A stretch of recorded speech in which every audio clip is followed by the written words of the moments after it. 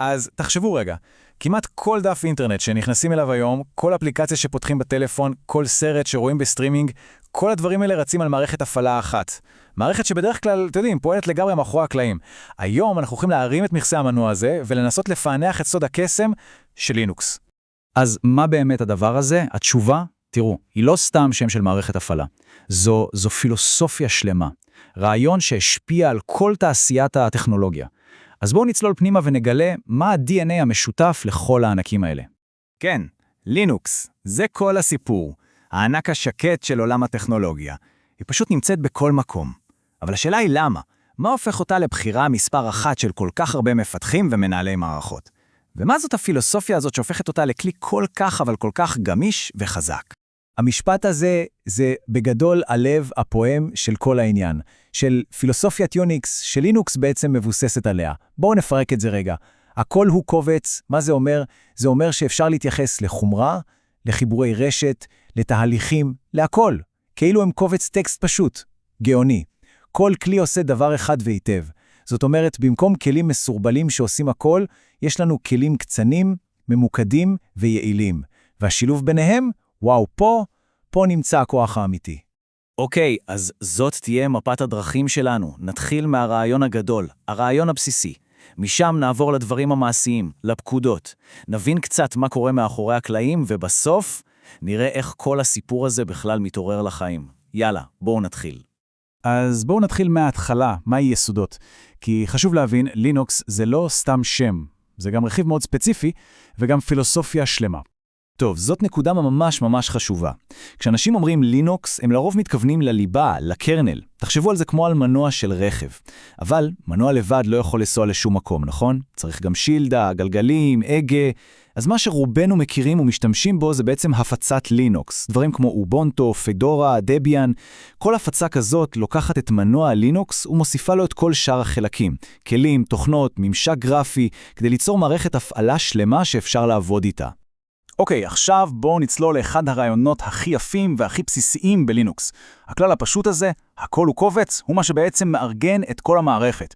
וזה פשוט רעיון מבריק בפשטות שלו. אז תשכחו רגע מיכונני C ו-D שאולי מוכרים ממערכות אחרות. בלינוקס הכל מתחיל מנקודה אחת, 0. השורש. מסמנים אותו בלוחסן, סלש. וממנו, כמו גזע של עץ, מסתעף הכל.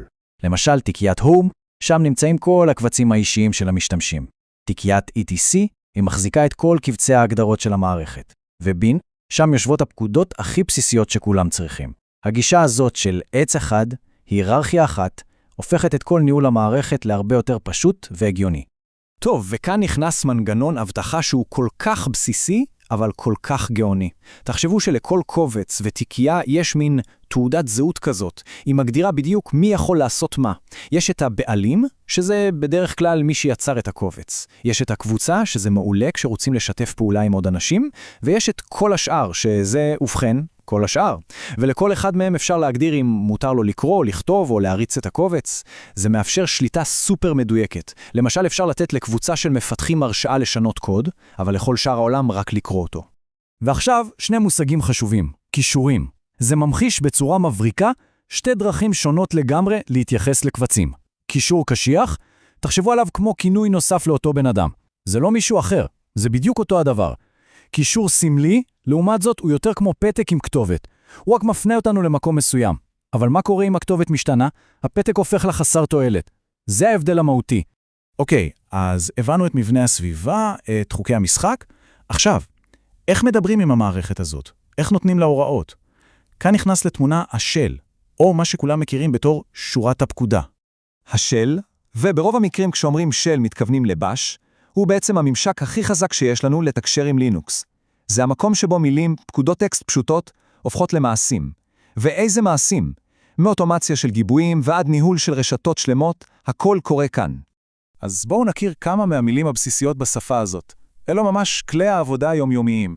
הפקודה ls למשל, פשוט תראה לנו את רשימת הקבצים איפה שאנחנו נמצאים. cd מאפשרת לנו, כמו שזה נשמע, לשנות תיקייה, לנוע ממקום למקום. וגרפ, וואו, גרפ היא כמו זכוכית מגדלת קסומה. היא יכולה למצוא כל פיסת טקסט בתוך איזה קובץ שנרצה. כמו שאמרנו, כל פקודה היא כלי פשוט, אבל החיבור ביניהן, שם קורה הקסם. וכאן כאן אנחנו רואים את הגאונות של הפילוסופיה הזאת בפעולה.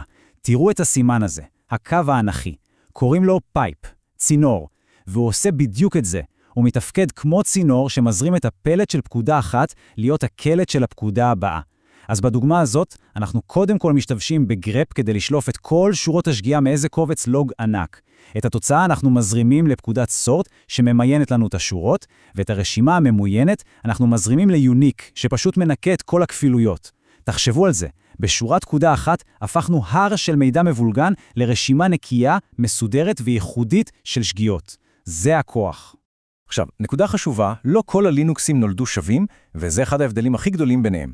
תחשבו שלכל משפחה של הפצות יש מין חנות אפליקציות משלה. השם המקצועי הוא מנהל חבילות.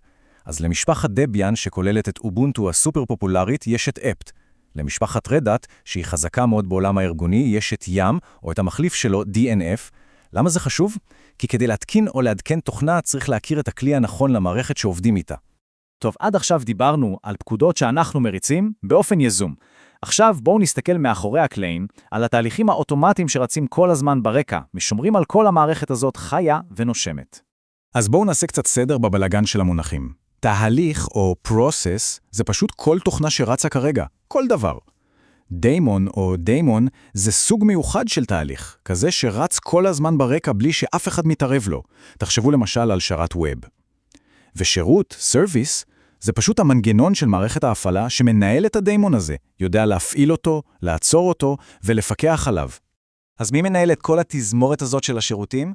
תכירו את המנצח הראשי, Systemd. אפשר לחשוב עליו בתור תהליך הראשון שמתעורר כשהמחשב נדלק. הוא מקבל את מספר הזהות הכי חשוב, מספר 1, או PID 1. ומהרגע שהוא קם, התפקיד שלו הוא אחד, להעיר, להפעיל ולפקח על כל שאר התהליכים והשירותים במערכת. מהחיבור לרשת, דרך בסיסי הנתונים ועד למסך הכניסה, הוא אחראי על הכל. ולסיום, בואו נחזור אחורה בזמן, ממש להתחלה. לרגע הזה שלוחצים על כפתור ההפעלה. בואו נבין את רצף האירועים המדויק שמביא מכונת לינוקס ממצב של דממה מוחלטת למערכת פעילה ומתפקדת. אז בואו נפרק את רצף האירועים הקריטי הזה, שלב אחרי שלב. הכל מתחיל עם הביוס או UEFI. זה כמו השעון המעורר של החומרה, הוא פשוט מאיר את כל הרכיבים. ואז הוא מחפש את טוען ההתחול, שזה בדרך כלל גרב. תחשבו על גרב כמו על מפת דרכים. הוא יודע איפה נמצאת ליבת הלינוקס וטוען אותה לזיכרון. עכשיו הליבה, הקרנל, נכנסת לפעולה. היא מתחילה להתחיל את החומרה עם דרייברים בסיסיים. וברגע שהיא מוכנה, היא עושה את הדבר הכי חשוב. היא מעבירה את השרביט לסיסטם D, אותו מנצח גדול של התזמורת שדיברנו עליו. ומשם, המערכת כולה עולה לאוויר. וזה בעצם בקצרה המסע שעברנו. התחלנו מפילוסופיה פשוטה, מרעיון כמעט מינימליסטי של הכל הוא קובץ, וראינו איך מהרעיון הזה צומחת מערכת כל כך מורכבת, חזקה ויציבה. מערכת שמפעילה חלק עצום, באמת עצום, מהעולם הדיגיטלי של כולנו. וזו השאלה שאיתה כדאי לסיים. עכשיו, אחרי שעברנו את עקרונות היסוד האלה, שהכל הוא קובץ, שכוח נמצא בחיבור של כלים קטנים, ושיש מנהל תזמורת שלם שדואג להכל ברקע, מה הדבר הבא שנבנה עם הידע הזה? בין אם זה אתר אינטרנט, מערכת לבית חכם או פרויקט דאטה סיינס מורכב, היסודות האלה פותחים עולם שלם של אפשרויות. תודה רבה שהייתם איתנו.